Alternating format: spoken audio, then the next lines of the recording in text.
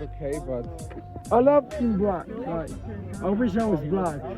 Really? Being black is so cool. Like, you got this big day.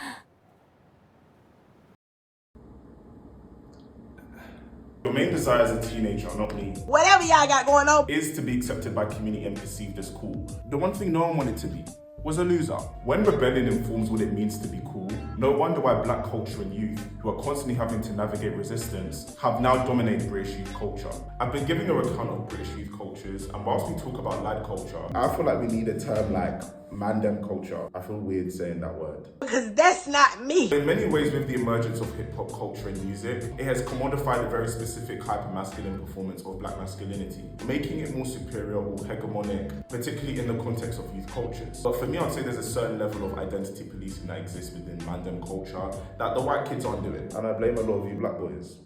We're often the chief wardens of the identity police. Yes. Yes. That's wet, that's moist, that's... What about the nails on the cross?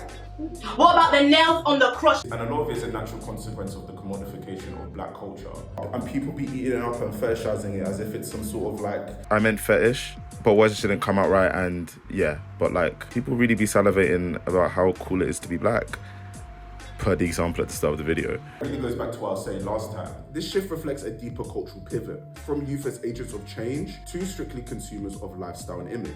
There are really forces that involve race and class that inform the way black masculinity is performed in certain environments. But when you're a teenager and your only stakes in the game is this desire for social acceptance, there are these undue pressures to conform to a specific image of black masculinity, which 9 times out of 10 is so far removed from your actual reality. Some of you have grown up in houses in the suburbs with a dad.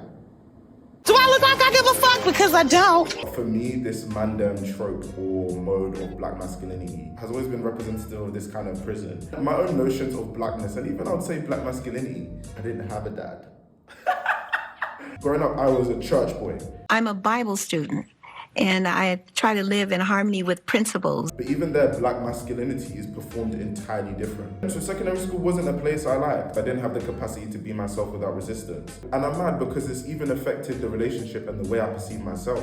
This is really honest. I'm being really honest. I'm being really honest. And does that make me resentful to why and who made that a possibility? Well, yes. Because at the time when you're first figuring out exactly who you are, there's an element of powerlessness and surrender just to be able to survive the school day. Whatever.